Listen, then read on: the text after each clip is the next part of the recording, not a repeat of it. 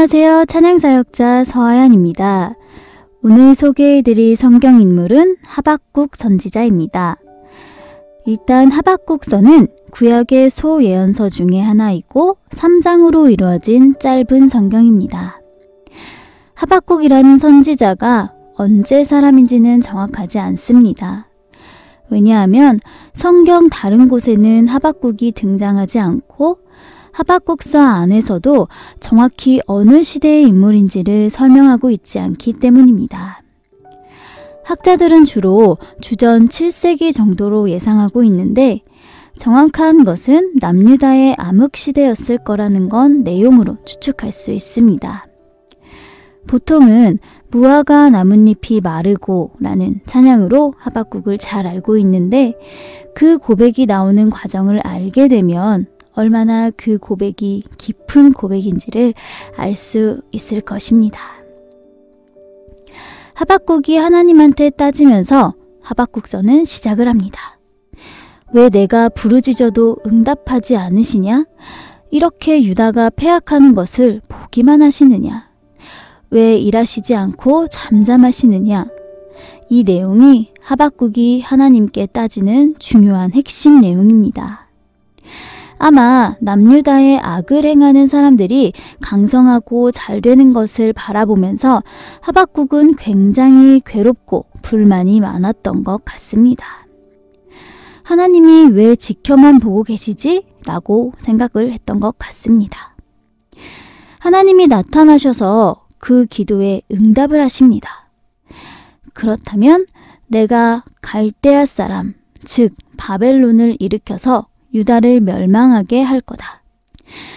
내가 기도한 것에 응답하여 악한 유다를 멸망시킬 거다 라고 응답을 하십니다. 그러니까 하박국은 놀라서 응답을 하죠. 하나님, 유다가 악한 것은 맞는데 다른 신을 섬기는 악한 이방나라를 재판관으로 세우시는 게 옳지 않다는 것. 성경의 표현 1장 13절의 말씀을 보면 악인이 자기보다 의로운 사람을 삼키는데도 잠잠하시나이까? 라고 다시 반문을 합니다. 두 번째 하박국의 질문에 하나님은 또 대답을 하십니다. 너는 내가 하는 말을 뛰어가면서 볼 수 있도록 명백히 새겨라 라고 강하게 말씀하십니다. 2장 12절 피로 성읍을 건설하며 불의로 성을 건축하는 자에게 화 있을진저 라고 말씀하며 바벨론을 사용하셔서 유다를 멸망시키셨지만 결국 그들도 멸망하게 될 거라고 말씀하십니다.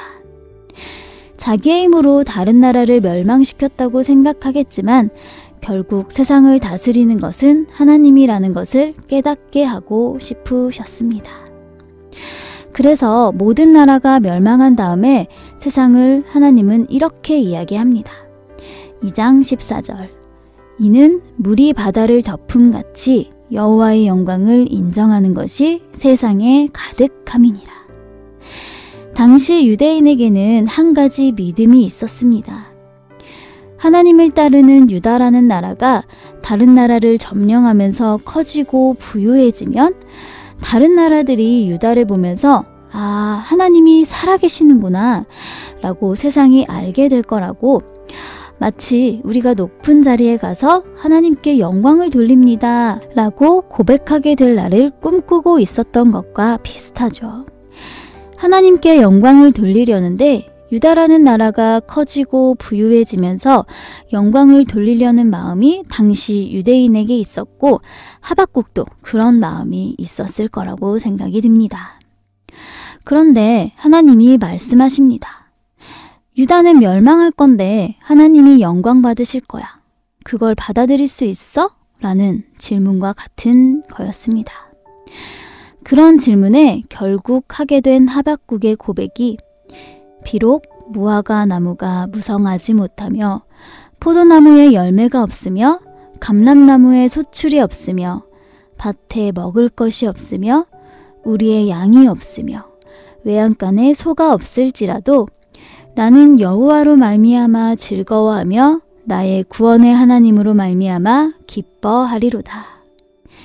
아멘. 우리에게도 하나님께서 질문하실 수 있으시겠죠? 내가 높아지고 잘 되는 방식이 아니라 내가 낮아지고 원하지 않는 방식으로 하나님이 영광 받으실 거라면 괜찮냐고. 그것에 대한 고백이 무화과 나뭇잎이로 시작하는 찬양이니까 우리도 그 고백을 할 수 있었으면 좋겠습니다. 오늘 함께 알아본 하박국서, 하박국 선지자를 통해서 하나님께 영광 돌리겠다라는 말에 내가 원하는 방식으로 라는 욕망이 숨어 있는 건 아닌가 돌아보는 우리가 됐으면 좋겠습니다.